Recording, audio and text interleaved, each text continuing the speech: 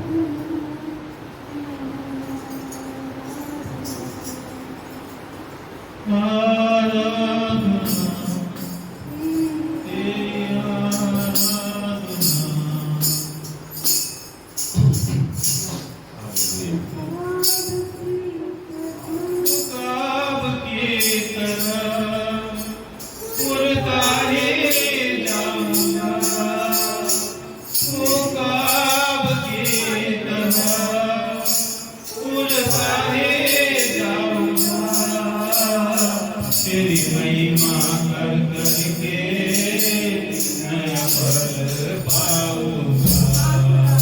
तेरी महिमा कर करके नया फल पाऊंगा। आराधना तेरी आराधना,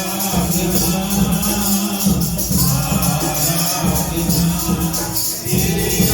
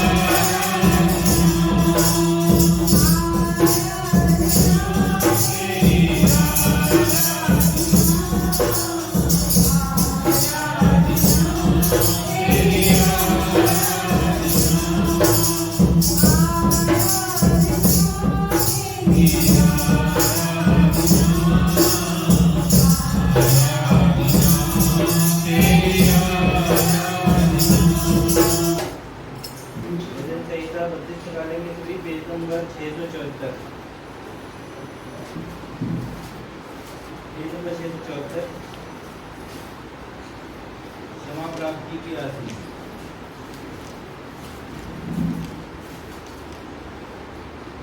क्या ही धन्य है वे जिसका अपराध क्षमा किया गया और जिसका पाप ढांपा गया हो।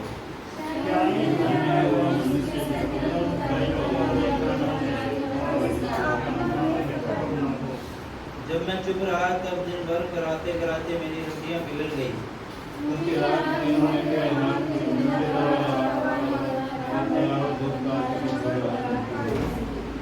जब मैंने अपना पाप तुझ पर प्रकट किया और अपना धर्म न छिपाया और कहा मैं यहोवा के सामने अपने अपराधों को मान लूंगा, तब तूने मेरे धर्म और पाप को क्षमा कर दिया।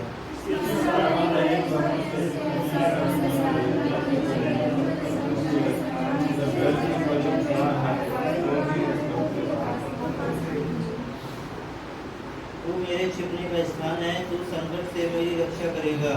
तू मुझे चारों ओर से छुटकारे और कीटों से घेर लेगा।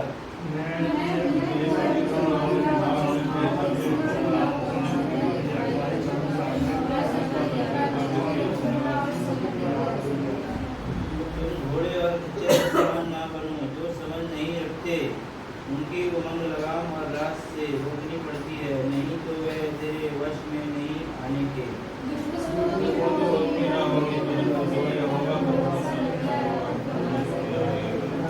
हे धर्मियों, यहोवा के कारण मुझे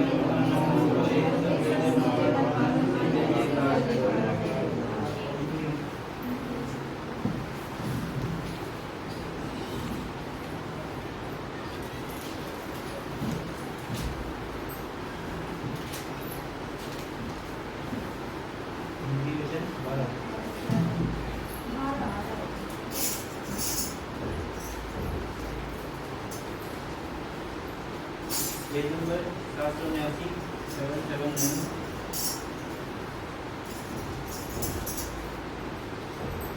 जो शिक्षा पाने से प्रीति रखता है वह ज्ञान से प्रीति रखता है, परंतु जो डांट से बैर रखता है वह पशु सरीखा है। भले मनुष्य से तो यहोवा प्रसन्न होता है, परंतु बुरी युक्ति करने वालों को वह दोषी ठहराता है। कोई मनुष्य दुष्टता के कारण स्थिर नहीं होता, परंतु धर्मियों की जड़ उखाड़ने की नहीं। भली स्त्री अपने पति का मुकुट है, परंतु जो लज्जा के काम करती है वह मानो उसकी हड्डियों के सड़ने का कारण होती है। धर्मियों की कल्पनाएं न्याय की ओर होती हैं, परंतु दुष्टों की युक्तियां छल की हैं। दुष्टों की बातचीत हत्या करने के लिए घात लगाने के विषय में होती हैं, परंतु सीधे लोग अपने मुंह की बात के द्वारा छुड़ाने वाले होते हैं। जब दुष्ट लोग उल्टे जाते हैं तब वे रहते भी नहीं, परंतु धर्मियों का घर स्थिर रहता है। मनुष्य की बुद्धि के अनुसार उसकी प्रशंसा होती है, परंतु तुच्छ जाना जाता है। जो रोटी की आस लगाए रखता है और बड़ाई मारता है, उससे दास रखने वाला छोटा मनुष्य भी उत्तम है। धर्मी अपने पशु के भी प्राण की सुधि रखता है, परंतु दुष्टों की दया भी देता है। जो अपनी भूमि को जोतता है वह पेट भर खाता है, परंतु जो निगमों की संगति करता है वह निर्बुद्धि ठहरता है। दुष्ट जन बुरे लोगों के जाल की अभिलाषा करते हैं, परंतु धर्मियों की जड़ हरी भरी रहती है। बुरा मनुष्य अपने दुर्वचनों के कारण फंदे में फंसता है, परंतु धर्मी संकट से निकास पाता है। सज्जन अपने वचनों के फल के द्वारा भलाई से तृप्त होता है, और जैसी जिसकी करनी वैसी भरनी होती है। मूढ़ को अपनी ही चाल सीधी जान पड़ती है, परंतु जो सम्मति मानता वह बुद्धिमान है। मूढ़ की रीस उसी दिन प्रकट होती है, परंतु चतुर आसपास हो चुका रखता है।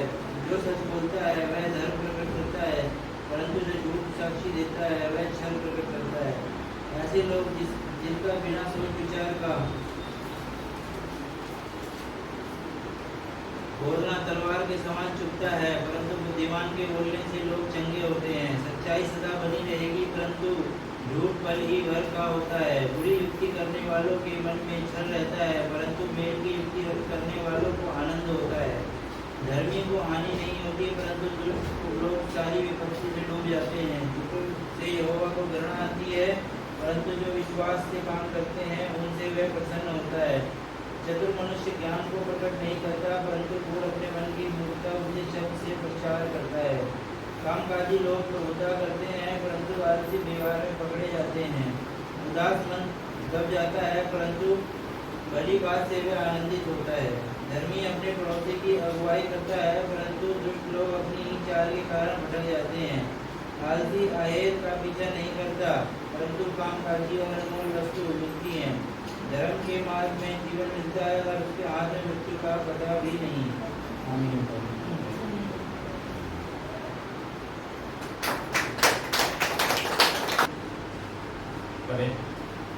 जागते रहो। उस दिन या उस घड़ी के विषय में कोई नहीं जानता, न स्वर्ग के दूत और न पुत्र, परंतु केवल पिता। देखो, जागते और प्रार्थना करते रहो, क्योंकि तुम नहीं जानते कि वह समय कब आएगा। यह उस मनुष्य की सी दशा है जो परदेश जाते समय अपना घर छोड़ जाए और अपने दासों को अधिकार दे और हर एक को उसका काम बता दे और द्वारपाल को जागते रहने की आज्ञा दे। इसलिए जागते रहो, क्योंकि तुम नहीं जानते कि घर का स्वामी कब आएगा, सांझ को या आधी रात को या मुड़ के बांग देने के समय या भोर को। ऐसा ना हो कि वह अचानक आकर तुम्हें सोते पाए। और जो मैं तुमसे कहता हूँ वही सबसे कहता हूँ, जागते रहो। आमीन। परमेश्वर का धन्यवाद हो इस सुंदर प्रकाशन के लिए। यहाँ पर क्या लिखा है? जागते रहो। उस दिन या उस घड़ी के विषय में कोई नहीं जानता, न स्वर्ग के दूत और न पुत्र, परंतु केवल पिता। हालेलुया। हालेलुया। किस घड़ी के विषय में यहाँ पर बात है? हालेलुया।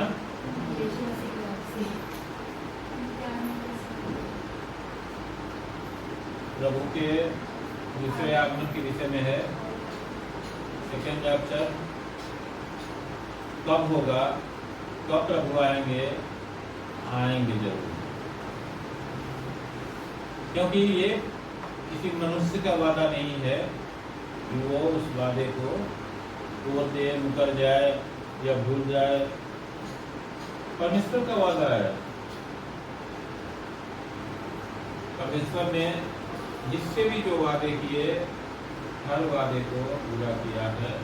अब्राहम से जो वादा किया था कि मैं तेरे वंश को वायदे का देश दूंगा,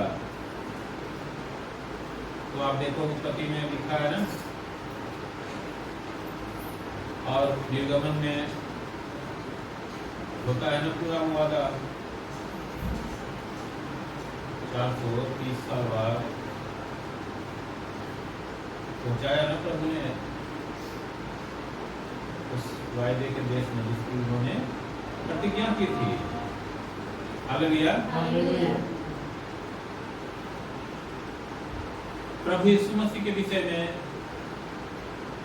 जितनी प्रतिज्ञाएं करी गई थी, जितनी भी भविष्यवाणियां करी गई थी, कोई 600 साल पहले करी गई थी किसी भविष्यवक्ता के जुबान से, कोई 800 साल पहले करी गई थी, कोई 700 साल पहले करी गई थी। वो 600 साल बाद, 700 साल बाद, 800 साल बाद प्रभु यीशु मसीह इस धरती पर आए और परमेश्वर का जो वायदा था, जो भविष्यवाणी थी, वो पूरा हुआ। उसी तरह से उनके जो ये आने का जो वादा है और अपने लोगों को लेके जाने का जो वादा है, वो भी पूरा होगा। लेकिन यहाँ क्या कहता है कि उस घड़ी, उस दिन या उस घड़ी के विषय में कोई नहीं जानता। आज भी आप पूछ लो, मुझे नहीं लगता कि कोई ये बात बता सकता है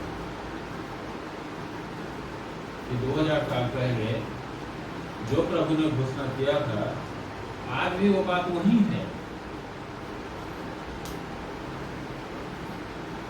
कोई भी आदमी ये नहीं कह सकता। प्रभु का कोई भी दास आज तक मैंने कभी सुना नहीं है। बड़े बड़े प्रकाशन वाले प्रभु के दासों को मैंने देखा है कि उनके सामने स्वर्ग खुले हुए हैं, तो सारी बातें स्वर्ग की बताते हैं। लेकिन इस विषय में मैंने कभी नहीं सुना कि प्रभु का दूसरा आगमन कब होगा। लेकिन ये बात सभी एक सुर में कहते हैं कि आना जरूर होगा, क्योंकि ये प्रभु का वादा है। हालेलुया। हालेलुया। लेकिन उसके विषय में कोई नहीं जानता कि वो दिन कब आएगा, चाहे वो स्वर्ग के दूत ही क्यों ना हो, और चाहे प्रभु ने अपने विषय में भी बोला है कि पुत्र भी नहीं जानता।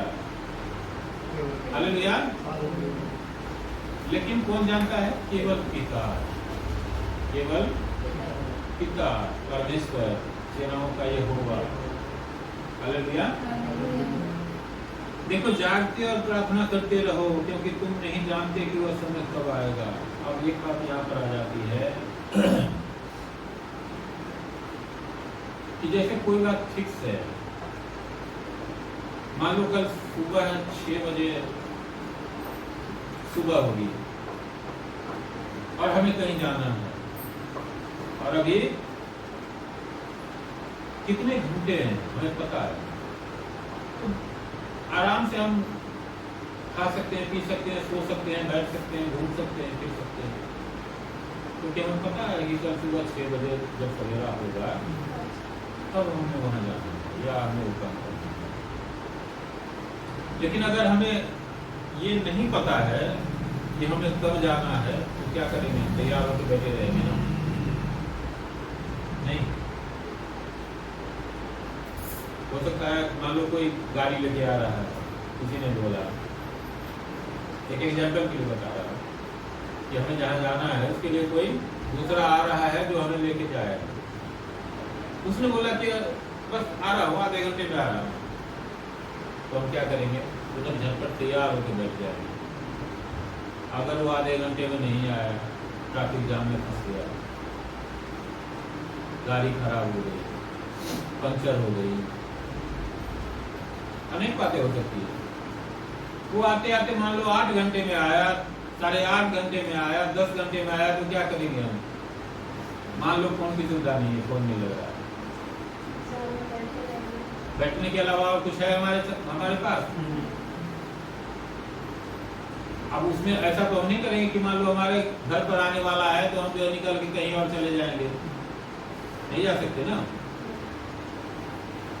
इसीलिए प्रभु ने बोला है कि जागते रहो और प्रार्थना करते रहो, क्योंकि तुम नहीं जानते कि वह समय कब आएगा। जब यहाँ कोई नहीं जानता है, मान लो स्वर्गदूत हमसे रोज आता है भेंट करने के लिए या हमारे साथ होकर चलता है, जब उसको पता नहीं तो कैसे बताएगा? प्रभु कह रहे हैं कि वो भी नहीं जानते, जानते होते तो बता देते ना कि देखो 2028 को आएगा ना, तब मैं आऊँगा 2028 के कोई महीना हो, कोई इतने बजे आऊंगा मैं, तो आदमी क्या करेगा, फौज में बिता लो, अरे उस दिन आना है, उसी दिन जो है ना क्या करेंगे, आधे पौने घंटे पहले ना पूरा जो है डिओड्रेंट मार लेंगे, सेंट मार लेंगे, कोट में है पैंट सारा पहन के जो है ना बिल्कुल फिट हो जाएंगे।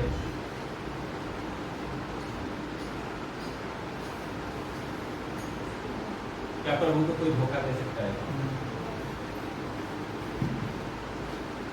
प्रभु को ये नहीं पता रहेगा कि ये तो आधा घंटा पहले से तैयार होना शुरू हुआ, इससे पहले तो जो है ये जिंदगी के मजे ले रहा था, इसको रहने दो अभी।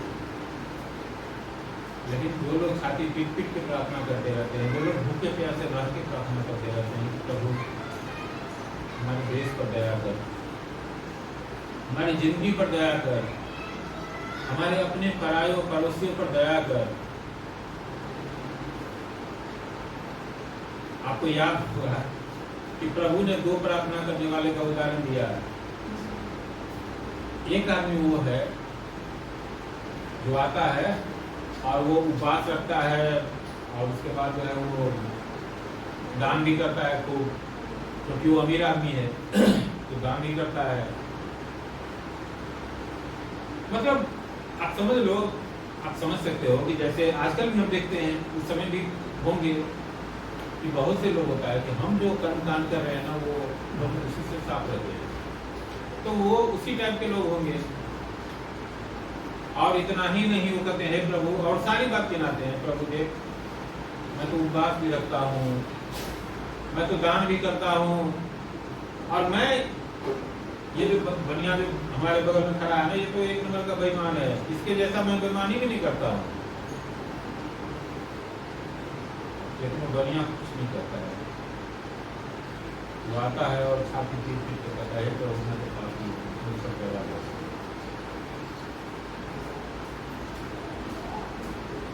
प्रभु का वचन कहता है ये जो अपने आप को बड़ा बना रहा है, ये नहीं, बल्कि ये जो अपने आप को छोटा बना रहा है, यही सब में जाएगा। हालेलुया। यहाँ संसार का पैरामीटर नहीं है, यहाँ संसार का परीक्षा नहीं है, संसार की तरह परमेश्वर का देखना नहीं होता है। परमेश्वर हमारे गुप्त से गुप्त बातों को जानते और देखते हैं और उसी से जांचते हैं। इसीलिए यहाँ पर लिखा है प्रार्थना करते रहने के लिए, क्योंकि जब हम प्रार्थना में होते हैं ना, और हमारा एक प्रार्थना जीवन होता है सही ढंग का, तो इसका मतलब है कि परमेश्वर के साथ जो हमारा संबंध है वो ठीक है, अच्छा है, बहुत बढ़िया भी हो सकता है। अगर प्रार्थना जीवन नहीं है तो हमारा परमेश्वर के साथ संबंध अच्छा नहीं हो सकता। हालेलुया। इसलिए बोला है कि प्रार्थना करते रहो, क्योंकि प्रार्थना करने से एक फायदे नहीं है। जब परमेश्वर के साथ हमारा संबंध अच्छा होता है, इसका दूसरा मतलब ये भी है कि बुराइयों से हमारा संबंध टूटते चला जाता है। जैसे जैसे बुराइयों से हमारा संबंध खत्म होते चला जाता है, वैसे वैसे परमेश्वर के जो उजियाला है वो हमारे जीवन में प्रकट होते जाता है। तो जैसे जैसे उजियाला प्रकट होगा, वैसे वैसे अंधकार तो अपने आप ही खत्म हो जाएगा। इसलिए यहाँ पर प्रभु का वचन कहता है कि जागते रहो और प्रार्थना करते रहो, क्योंकि तुम उस घड़ी के विषय में, उस समय के विषय में नहीं जानते। और उदाहरण भी बताते हैं कि यह उस मनुष्य की सी दशा है जो परदेश जाते समय अपना घर छोड़ जाए और अपने दासों को अधिकार दे और हर एक को उसका काम बता दे और द्वारपाल को जागते रहने की आज्ञा दे। जैसे प्रभु यीशु मसीह आए, उन्होंने क्या किया?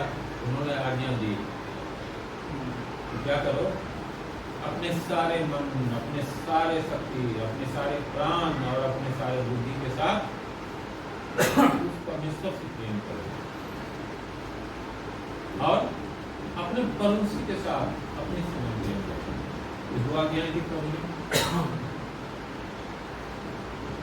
अब एक समय आता है जब तक वो हमें देखते रहेंगे, यानी कि जब तक वो उनका आना नहीं होता है, तब तक हमारा यही कसौटी है कि क्या हम उन दोनों वचनों का पालन कर रहे हैं या नहीं कर रहे हैं। क्या हम प्रेम की भाषा अपने जीवन में लागू कर रखे हैं या नहीं कर रखे हैं। हालेलुया। हालेलुया। दो प्रेम की बात है, एक ऊपर के प्रेम और एक नीचे के प्रेम। ऊपर का प्रेम परमेश्वर से प्रेम है, जो मैंने बोला है अभी कि परमेश्वर ने 2 आज्ञा दी है। पहला आज्ञा है परमेश्वर के साथ प्रेम और दूसरा है अपने पड़ोसी से अपने समान प्रेम रखना। पड़ोसी कौन है? जो हमारे साथ भलाई करता है। एक लाइन अगर कहें पड़ोसी, तो हमारे साथ जिसने भलाई की है और जो हमारे साथ भलाई करता है वो हमारा पड़ोसी है। उसके साथ भी हमारा फर्ज है कि हम जैसे अपने आप से प्रेम रखते हैं वैसे उसके साथ प्रेम रखते हैं। हालेलुया। हालेलुया। इसी को परमेश्वर देखते हैं। हालेलुया। और ये उदाहरण दिया है कि सबको अपना अपना काम प्रभु आए तो ये 2 आज्ञा दे करके गए।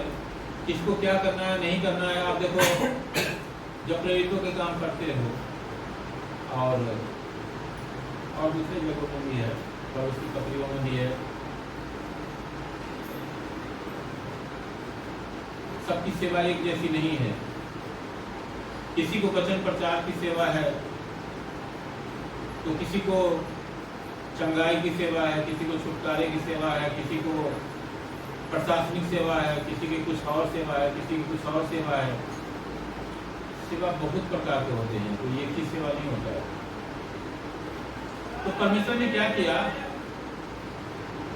सबको सेवा दी है, उस सेवा को हमें करते रहना है। सेवा छोटा या बड़ा नहीं होता है, क्योंकि सब उसी पवित्र आत्मा के द्वारा होता है। एक ही आत्मा है, लिखा है ना वचन में कि जो जिसको चाहता है वो बांट देता है।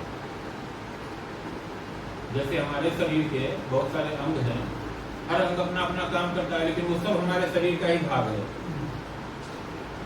इसी तरह से एक ही पवित्र आत्मा है और वो सब में जो है ये काम प्रकट करता है, इसीलिए वो दिया गया है। हालेलुया। हालेलुया। तो इस वचन का मतलब ये है कि परमेश्वर ने हमें काम सौंपा है, हमें उस काम को पूरी ईमानदारी के साथ तब तक करते रहना है जब तक या तो हमारा सांस खत्म हो जाए या प्रभु आ जाए। दोनों में से एक काम तो होगा पहले। हालेलुया। हालेलुया। वही यहाँ पर लिखा है कि हर एक को उसका काम बता दे और द्वारपाल को जागते रहने की आज्ञा दे। जो दरवाजे पर जिसकी ड्यूटी है उसको जागने के लिए ड्यूटी दिया गया है कि ताकि कोई अंदर से सामान लेके बाहर न चला जाए और कोई बाहर से चोर आके अंदर न घुस जाए। हालेलुया। तो इसी के लिए वो रखा गया है, जागने के लिए। इसलिए जागते रहो क्योंकि तुम नहीं जानते कि घर का स्वामी कब आएगा, सांझ को या आधी रात को या मुल्क के बांध देने के समय या भोर को। हालेलुया। इसलिए जागते रहो क्योंकि समय का पता नहीं है हमें। तो जब समय का पता नहीं है तो हमें जागते रहना। जब भी हमारा स्वामी आए तो देखे कि हमारा बंदा जो है ना, देखो अभी भी ड्यूटी पर लगा है, चाहे वो रात के 8 बजे आ जाए शाम में, चाहे रात के 11 बजे आ जाए, चाहे सुबह के 2 बजे आ जाए, चाहे 4 बजे सुबह में आए, चाहे 6 बजे सुबह में आए, तो हमें जागते हुए पाए। हालेलुया। आप सोचो, कल्पना करो, तो जागते हुए जब पाएगा तो क्या होगा, वो कितना खुश होगा कि देखो ये हमारा क्या है, ईमानदार दास है। इसको जिस काम पर हमने लगाया था ये काम पूरे ईमान के साथ अब तक कर रहा था, इसीलिए क्या करेगा वो, भगा देगा नौकरी पर से या इनाम देगा? और क्या लिखा है? ऐसा ना हो कि वह अचानक आकर तुम्हें सोते पाए। दूसरा कंडीशन जो है ये भी है। हालेलुया। आप देखते हैं गार्डों को सोते हुए पाते तो क्या करते हैं? एक आध बार तो तनख्वाह काट लेते हैं। अगर 1-2 बार 3 बार हो गया तो जाओ, फिर वो काम पर से हटा देते हैं। यहाँ पर वही लिखा है कि ऐसा ना हो कि वह अचानक आकर तुम्हें सोते पाए। हालेलुया। और जो मैं तुमसे कहता हूँ वही सबसे कहता हूँ, जागते रहो। हालेलुया। जो उन 12 चेलों के लिए था हमारे लिए उपलब्ध तो नहीं है कुछ, और न उनके लिए कुछ छुपा हुआ था। प्रभु ने बोला है इसी मत्ती की किताब में, जो भी विश्वास करेगा उसके अंदर ये चिन्ह होंगे। क्या चिन्ह होंगे? वो सांपों को उठा लेंगे। किसकी हिम्मत है सांप को उठाने की? भाई सांप मतलब क्या है? शैतान ने किसको इस्तेमाल किया था? इस सांप को तो अपने बचपन में बहुत उठाया। हम तो खेलते थे गाँव में, और एक सांप को जो पकड़े थे, आपको याद है सर? है याद है? तो सांप आज भी मुझे लगता है बड़े बड़े पहलवान अगर देख लेना तो उनका हाथ अटैक हो सकता है, लेकिन मैंने हाथ से पकड़ा था। ये सामने गवाह है, ऐसे मुंह पकड़ा था मैंने कपड़ा डाल। कम से कम 6-7 फीट का सांप था। मुझे लग रहा है वो 10 लेते तो कोई पानी भी नहीं मांगता। तब उसको मारने के लिए तैयार थे। मतलब क्यों मारना है? बचाने का कोशिश कर। तो मैंने उसको प्रभु का धन्यवाद हो। गाँव में बहुत बार सांप के पूछ पकड़ के देते घुमा देते, लेकिन इस सांप की बात नहीं है। ये जो वचन है ना, वो सांप तो एक जीव है। वो उस सांप की बात है इस सांप के पीछे से होकर के हवा को बहकाया था, और हवा के जरिए आदम को बहकाया था। आपको क्या लगता है, जो वो है ना हमारा विरोधी,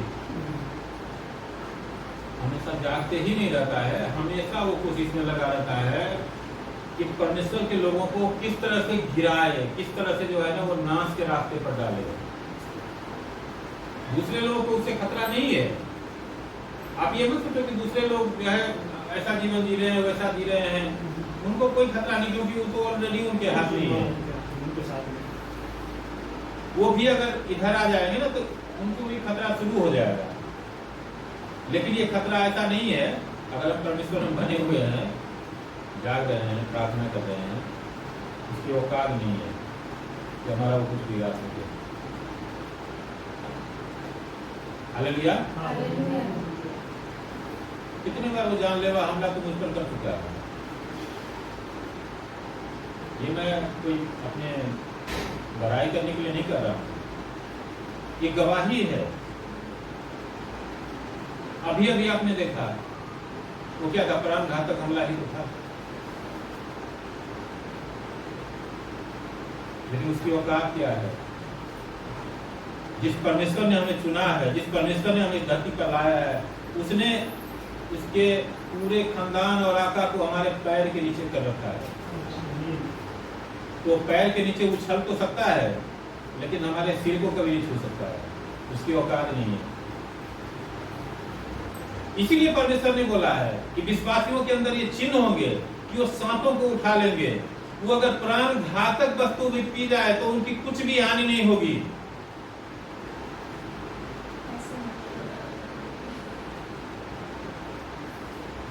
लेकिन हाँ, ये बात मैं कहूँगा, देखो अगर कोई अनजाने में प्राण घातक वस्तु यानी कि विष आपको देगा, तो अगर आप खाते पीते समय प्रभु को याद रखते हो और ब्लेस करके खाते पीते हो, प्रभु को धन्यवाद करके खाते पीते हो, तो वो जहरा का कुछ नहीं बिगाड़ पाएगा। ये परमेश्वर का वायदा है, ये किसी इंसान का वायदा नहीं है। लेकिन अगर वही बात है कि अब वहाँ पर हम ये परमेश्वर की परीक्षा करने लग जाए कि प्रभु ने तो बोला है, तो मैं जहर ला के ना खुद ही खरीद के पीने लग जाता हूँ, ऐसा कभी मत करना। क्योंकि ये बात भी लिखा है कि तू प्रभु अपने परमेश्वर की परीक्षा मत करना। परमेश्वर की परीक्षा करने की हमारी हैसियत नहीं है, क्योंकि वो राजाओं का राजा और प्रभु का प्रभु है। उसके पैर की एक धूल का जो कण होगा ना, उसके बराबर भी पता नहीं हम कभी पहुंच पाएंगे कि नहीं पहुंच पाएंगे हम नहीं। तो ये जो वचन है, इस पूरे वचन का यही सारांश है कि हमें हर समय जागते रहना है और प्रार्थना करते रहना है। जागते रहने का मतलब क्या होता है? आत्मा में जागना है। ये मत समझिए कि प्रभु कह रहे हैं कि हमें रात में सोना नहीं है, नहीं। क्योंकि हम शरीर में, हमारा शरीर, हम काम करते हैं, थकते हैं, इसलिए आराम चाहिए हमको। तो शरीर जो रिस्टोर करता है ना, तो उसके लिए हमें सोने की जरूरत पड़ती है। लेकिन जीवन को ऐसा बनाइए कि अगर सोते भी रहे तो प्रार्थना क्षमता रहे आपके अंदर और आप आत्मा में हमेशा जागता रहे। क्योंकि जैसे ही हम सोने लग जाते हैं ना, तो हमारे जीवन में उथल पुथल मचना शुरू हो जाता है। क्योंकि वो हमेशा घात लगाए बैठा रहता है, कब हमें मौका मिले, कब भी इसके जीवन में मौका मिले और किस बिल से घुसूं, किस द्वार से घुसूं, किस खिड़की से कूद जाऊं इसके जीवन में और तहस नहस करना शुरू कर दूं। इसलिए हमें हमेशा जागते रहना है और प्रार्थना करते रहना है कि ताकि आखिरी सांस तक हम विश्वास योग्य रहे, या उससे पहले अगर प्रभु आ जाए तो प्रभु में जागते पाए और प्रभु का हे धर्म में विश्वास योग्य दास, तेरे लिए तो हमने घर बना के रखा हुआ। हालेलुया। मैं परमेश्वर का धन्यवाद करता हूँ आपके सुंदर वचन के लिए। हम सबके जीवनों में ये वचन पूरे भरपूरी से जड़ पकड़े और बहुतायत से काम करे कि हम सचमुच में इस दुनिया के दिन में होने वाले नहीं हों। जब वो प्रभु आए तो हमें जागते हुए पाए और प्रार्थना करते हुए पाए। प्रभु यीशु मसीह के नाम में।